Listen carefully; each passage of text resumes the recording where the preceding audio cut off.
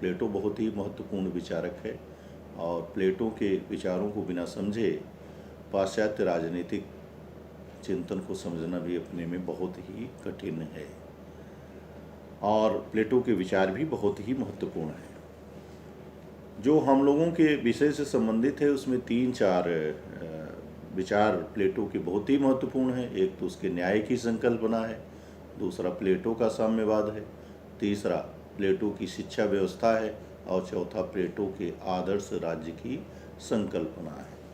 वास्तव में जो आदर्श राज्य की संकल्पना है उसमें प्लेटो के न्याय की संकल्पना, साम्यवादी विचारों की संकल्पना तथा जो है शिक्षा, इन तीनों को मिला देने के बाद उसके आदर्श राज्य का विचार जो है वो पूरा हो जाता है।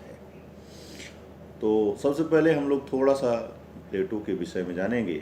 वास्तव में प्लेटो का जन्म 427 ईसा पूर्व यूनान के एक कुलीन परिवार में हुआ था और प्लेटो के सुगठित चौड़े कंधों के कारण उसके व्यायाम शिक्षक ने उसे प्लेटो की संज्ञा प्रदान की थी। वास्तव में राजनीतिक चिंतन का क्रमबद्ध और व्यवस्थित अध्ययन करने के कारण उसे पाश्चात्य जगत का प्रथम राजनीतिक दार्शनिक भी कहा जाता है। जहाँ तक प्लेटो की रचनाओं का प्रश्न है उसमें 3 के नाम बहुत ही महत्वपूर्ण हैं। उसमें रिपब्लिक, स्टेट्समैन तथा लाज जैसी प्लेटो की कृतियों के नाम जो है उल्लेखनीय है। रिपब्लिक जो है वो प्लेटो की सर्वोत्तम कृति मानी जाती है और इसका दूसरा जो शीर्षक है उसे कंसर्निंग जस्टिस कहते हैं, क्योंकि प्लेटो ने अपने आदर्श राज्य को न्याय की व्यवस्था पर आधारित किया था। तो माने जो न्याय का विचार है वो प्लेटो के आदर्श राज्य का आधार है और बिना न्याय को समझे हम आदर्श राज्य को समझ भी नहीं सकते हैं। लेकिन एक बात महत्वपूर्ण है कि आधुनिक न्याय की जो विचारधारा है उससे प्लेटो की जो विचारधारा थी वो अलग थी। वास्तव में हम न्याय और अन्याय शब्द को मुख्यतया न्यायिक एवं प्रशासनिक कार्यों के संपादन में दृष्टिगोचर होने वाले गुण दोषों के रूप में देखते हैं, किंतु यूनानी दार्शनिकों ने न्याय को बहुत व्यापक रूप में जो है प्रयोग किया था।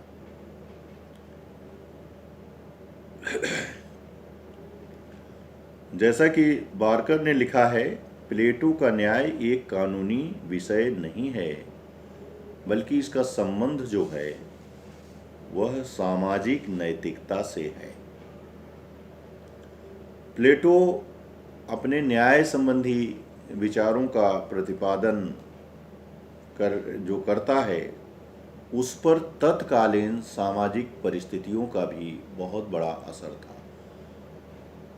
उस समय 3 प्रकार की बुराइयां समाज में दृष्टिगत हो रही थी। पहला था उसमें वर्ग संघर्ष, दूसरा था कुशासन और तीसरा था जो है कुशिक्षा।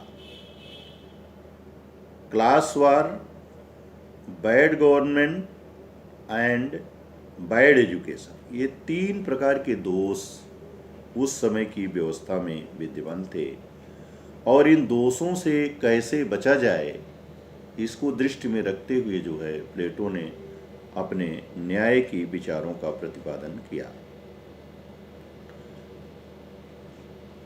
प्लेटो अपने सभी विचारों को सुकरात के माध्यम से व्यक्त किया है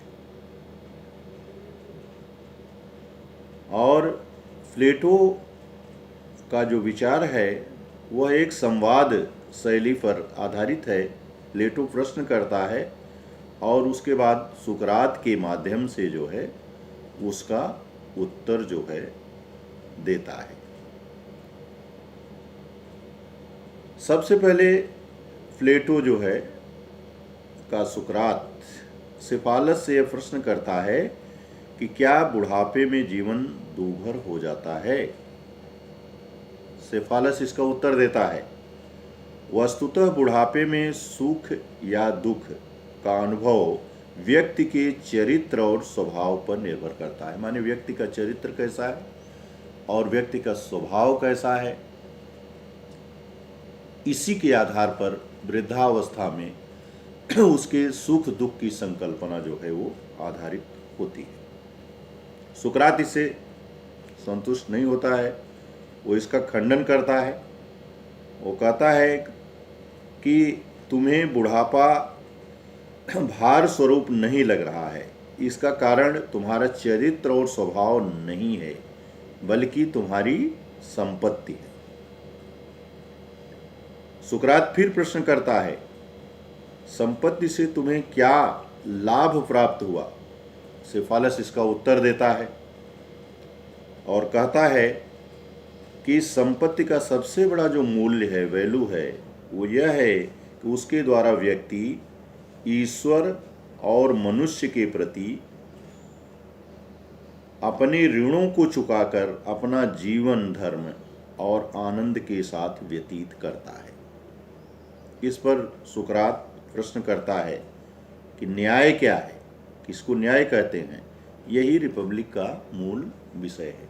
कहने का मतलब प्लेटो की जो शैली है वो एक संवाद शैली है, और प्लेटो जो है जो तत्कालीन यूनानी जगत में प्रचलित न्याय की विभिन्न विचारधाराएं थी, सबसे पहले उनका अवलोकन करता है, अध्ययन करता है, और उन विचारधाराओं में क्या दोष थे उनको तार्किक ढंग से जो है उसका खंडन करता है, और उसका खंडन करने के बाद अपने विचारों का प्रतिपादन करता है। तत्कालीन यूनानी जगत में न्याय के संदर्भ में कई प्रकार की विचारधाराएं प्रचलित थी। उसमें जो पहली विचारधारा थी वो परंपरावादी विचारधारा थी, ट्रेडिशनलिज्म। और इस विचार का जो प्रतिपादक था या इससे जो इस विचारधारा से जुड़ा हुआ था, उसमें सिफालस का नाम बहुत ही महत्वपूर्ण जो है माना जाता है। सिफालस जो है वो परंपरागत नैतिकता का समर्थक था, और जब वो उसका यह विचार था कि वचन तथा कर्म में सत्य का पालन करना तथा ईश्वर और मनुष्य के प्रति अपना ऋण चुकाना ही न्याय है। प्लेटो का जो सुकरात है इसका खंडन करता है। एक उदाहरण देता है कि अगर हम किसी एक स्वस्थ व्यक्ति से अस्त्र जो है उधार ले लें और बाद में वह व्यक्ति मानसिक रूप से अस्वस्थ हो जाए, तो क्या उस पागल व्यक्ति को उसका अस्त्र वापस करना न्याय संगत है? क्योंकि वह व्यक्ति उस अस्त्र का जो है सदुपयोग करने के बजाय उस अस्त्र का दुरुपयोग करेगा। एक प्लेटो इस तरह जो है सुकरात के माध्यम से जो है इसका खंडन करता है कि हर परिस्थिति में जो ऋण लिया गया है उस ऋण को वापस करना ही न्याय नहीं है, बल्कि न्याय इससे ऊपर की संकल्पना मानी जाती है। उसके आगे प्लेटो जो है जो दूसरा सोफिस्ट विचारक है वो पोलीमार्कस है। पोलीमार्कस के विचारों का उल्लेख करता है। पोलीमार्कस का यह मत था कि न्याय प्रत्येक मनुष्य को वह देने में है जो उसके लिए उचित है। माने जो जिस व्यक्ति के लिए जो जिस चीज़ को डिजर्व करता है वो चीज़ उस व्यक्ति को प्राप्त होना ही जो है वो न्याय है। दूसरे शब्दों में पोलीमार्कस यह मानता है कि न्याय एक कला है और जिसके द्वारा मित्रों की भलाई तथा शत्रुओं के प्रति प्रतिकार किया जा सकता है। इससे यही निष्कर्ष निकलता है कि न्याय एक कला है और न्याय का जो प्रयोग है वो मित्रों की भलाई के लिए और शत्रुओं की बुराई के लिए जो है वो किया जा सकता है। प्लेटो इसका खंडन करता है, कहता है ये संभव नहीं है। प्लेटो का यह मत था कि न्याय को कला नहीं कहा जा सकता, न्याय को कला नहीं मानता, बल्कि न्याय क्या है, वो आत्मा और मन का गुण है। वास्तव में परंपरावादी जो न्याय की विचारधारा थी वो व्यक्तिवादी थी और इसका संबंध केवल व्यक्तियों से था, जबकि न्याय का संबंध जो है व्यक्तिगत जीवन के साथ साथ सामाजिक जीवन से भी होता है। तो न्याय में एक व्यक्ति की बुराई करना और एक आदमी की भलाई करना, एक व्यक्ति का हित करना और एक व्यक्ति का अहित करना, ऐसा कोई भी विचार नहीं होता है। इसीलिए वो कहता है कि न्याय को हम कला के परिप्रेक्ष्य में नहीं देख सकते। तत्कालीन यूनानी जगत में जो न्याय के संदर्भ में जो एक तीसरा विचार था वो थ्रेसिमेकस का विचार था और यह न्याय की जो है वो उग्रवादी संकल्पना पर आधारित था। थ्रेसिमेकस एक उग्र सोफिस्ट था और उससे जब पूछा गया कि न्याय क्या है तो थ्रेसिमेकस ने कहा न्याय शक्तिशाली का हित है, पहला विचार था। दूसरा,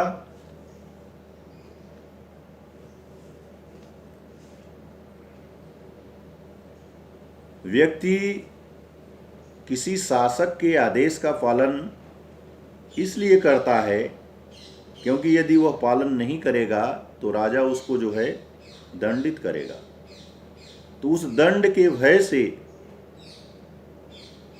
उस शासक के हित में जो है व्यक्ति जो है वो काम करता है।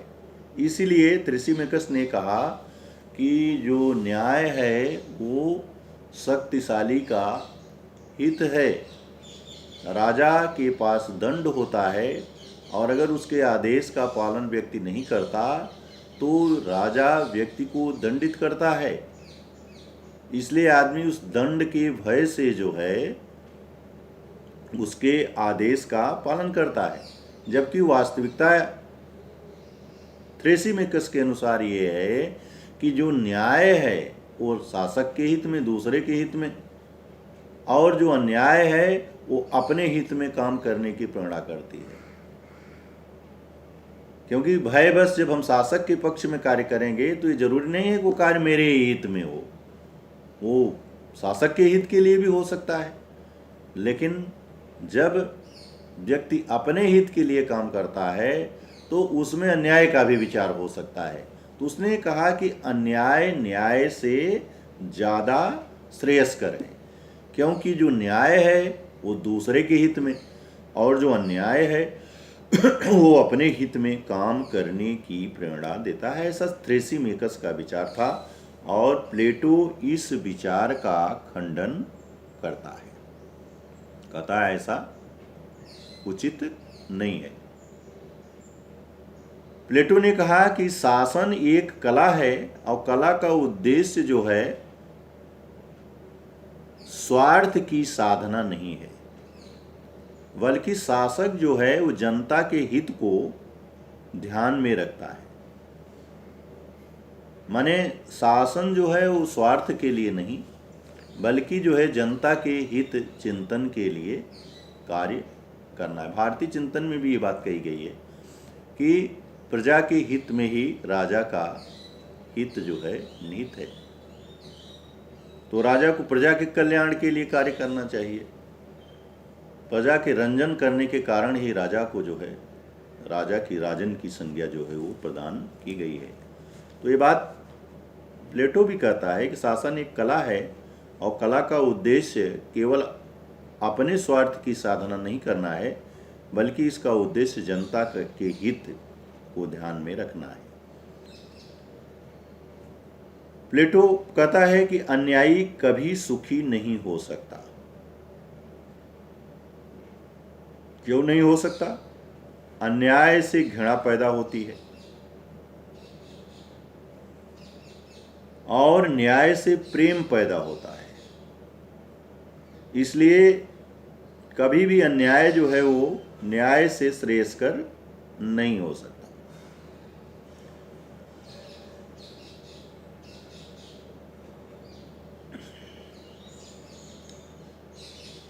अगली जो विचारधारा है न्याय से संबंधित, वो है ग्लॉकन की विचारधारा है।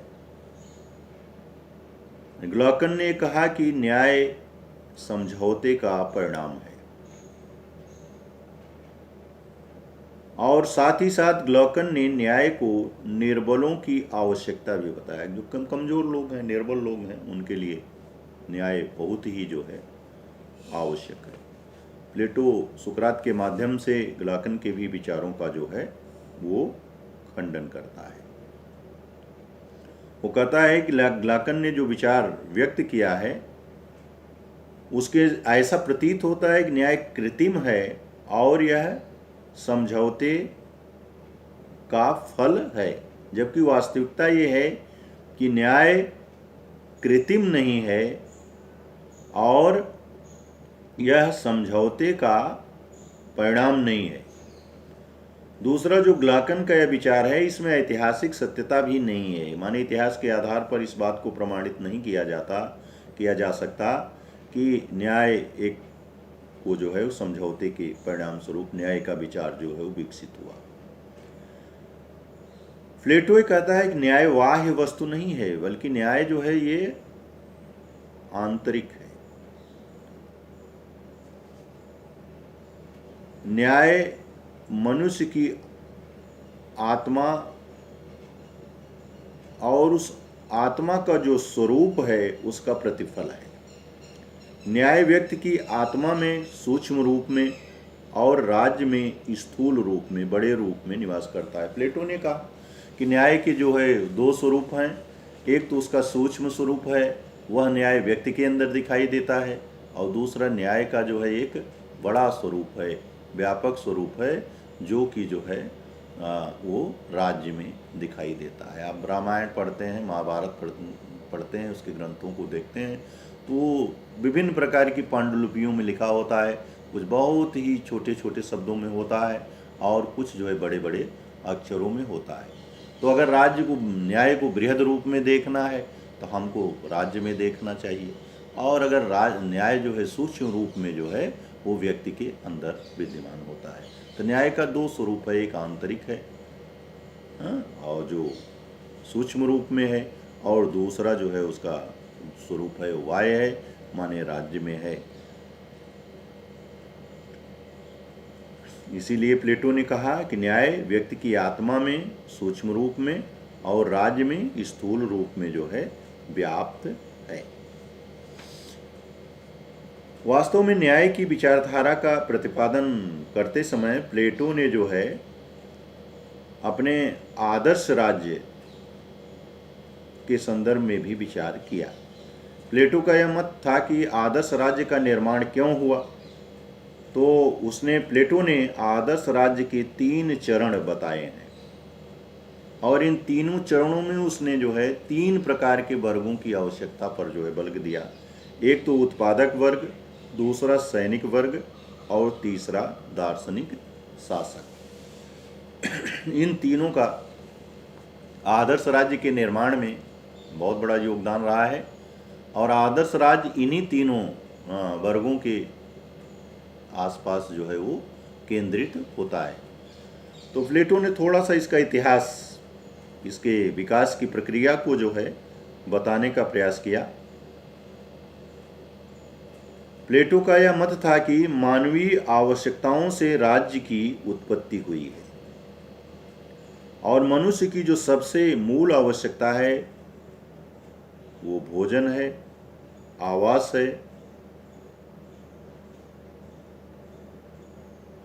और इन आवश्यकताओं की पूर्ति करने के लिए विभिन्न प्रकार के वर्गों का समाज में विकास हुआ।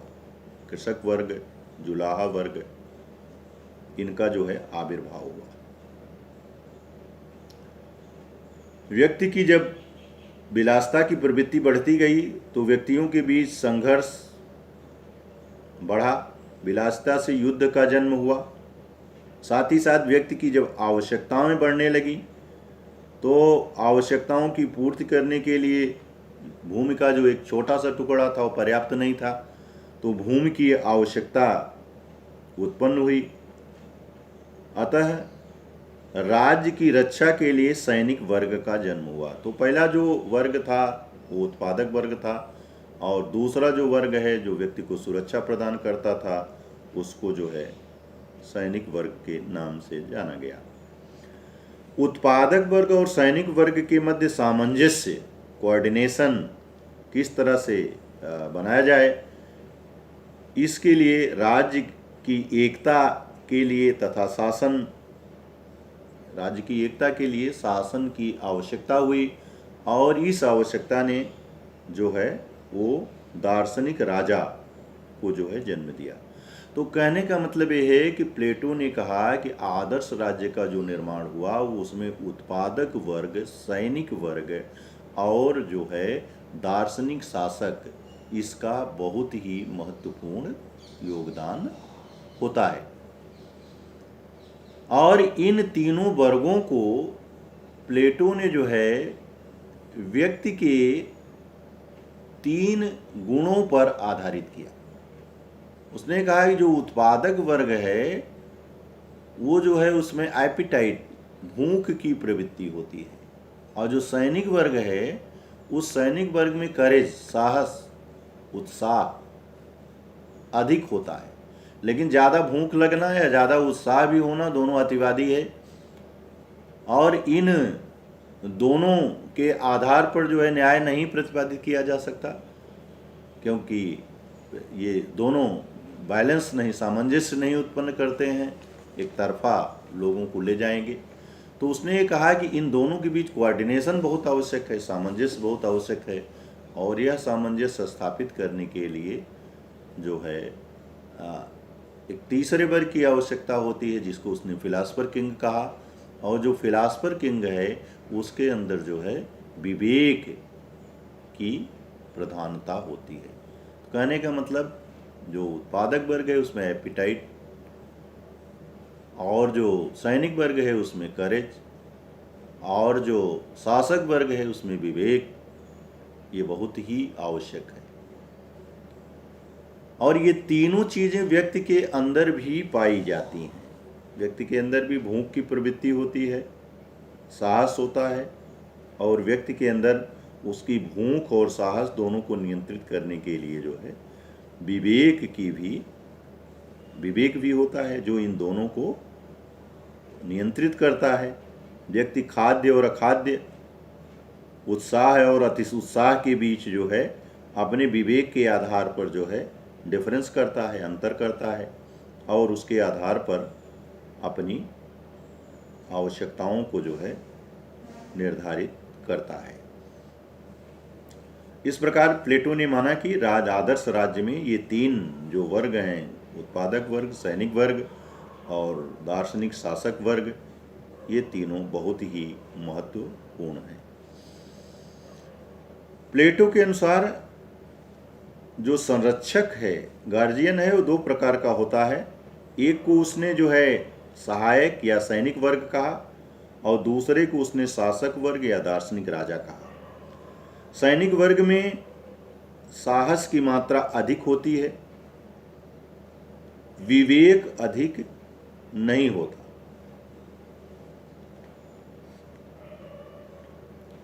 अतः जब साहस ज़्यादा जहाँ है और विवेक का अभाव है, तो ऐसा व्यक्ति जो है वो मित्र और शत्रु को आसानी से पहचान नहीं सकता। प्लेटो का यह मत था कि शासक वर्ग में विवेक अधिक होता है, और जिसमें विवेक ज़्यादा होता है वो जो है इन दोनों के बीच में अंतर कर सकता है।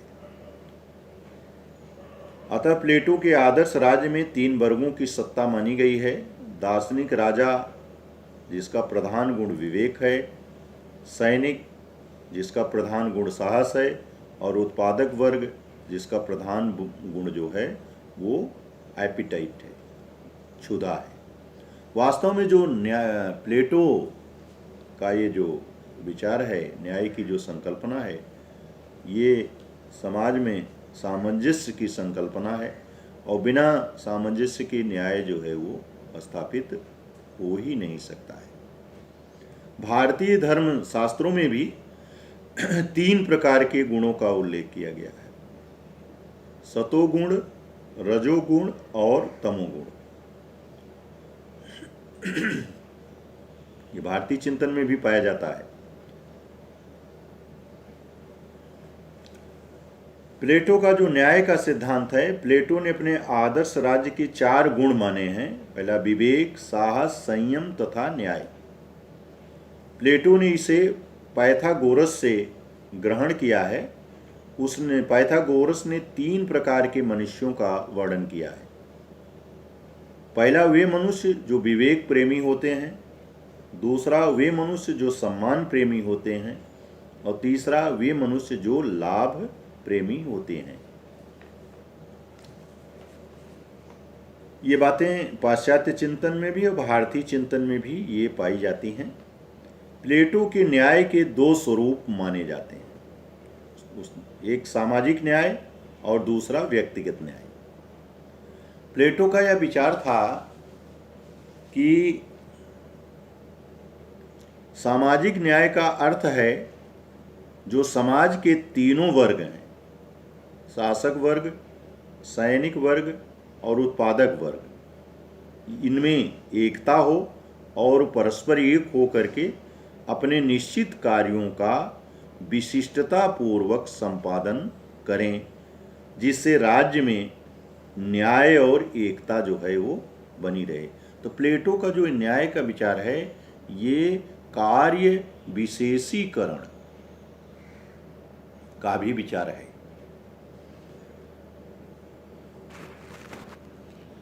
प्लेटो ने सामाजिक न्याय का उल्लेख करते हुए इस बात पर बल दिया कि प्रत्येक व्यक्ति की निश्चित स्थिति और उसके अनुसार कर्तव्य पालन ही सामाजिक न्याय है। सामाजिक न्याय पर विचार करने के बाद प्लेटो जो है वो व्यक्तिगत न्याय के संदर्भ में अपना विचार व्यक्त करता है। उसने कहा जिस प्रकार से राज्य में 3 वर्ग होते हैं, उत्पादक वर्ग, सैनिक वर्ग और दार्शनिक शासक, और उनके तीनों के कार्य निर्धारित हैं। तीनों जब अपने निश्चित स्थिति के अनुसार अपने कर्तव्यों का पालन करते हैं तो इससे राज्य में एकता बनी रहती है और इन वर्गों के बीच सामंजस्य रहता है, और ये प्रत्येक व्यक्ति की निश्चित स्थिति और उसके अनुसार अपने कर्तव्य का पालन करना ही जो है वो न्याय है। इसी प्रकार से प्लेटो ने माना कि व्यक्ति के अंदर भी 3 प्रकार की प्रवृत्तियां होती हैं, 3 प्रकार के गुण होते हैं। एक तो एपिटाइट, भूख है, करेज है और जो है विवेक है।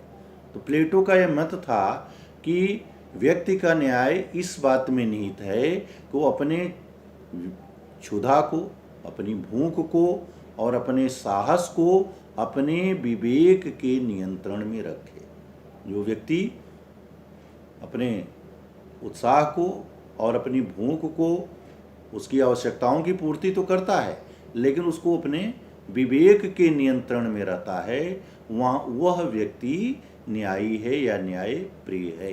क्योंकि ज़्यादा जब साहस होगा, उत्साह होगा, तो कोई भी आदमी अन्याय भी कर सकता है, लेकिन जब वो अन्याय करने जाता है तो विवेक जो है, जो अति उत्साह है, उसको संयमित करता है, उसको एक उचित प्रेरणा देता है। तो उसने कहा कि व्यक्ति का न्याय उसकी जो क्षुधा है, उसकी जो एपिटाइट है, जो उसकी भूख है और उसके अंदर जो साहस है, इन दोनों गुणों को वो अपने विवेक के नियंत्रण में रखे, तभी जो है व्यक्ति का न्याय है। इस प्रकार प्लेटो ने न्याय के 2 स्वरूप बताए, एक सामाजिक स्वरूप बताया और एक व्यक्तिगत स्वरूप जो है उसने बताया। जब व्यक्ति इन तीनों गुणों में संतुलन एवं समन्वय स्थापित करते हुए अपने गुण के आधार पर जीवन व्यतीत करता है, तब वह वैयक्तिक न्याय का भागी होता है।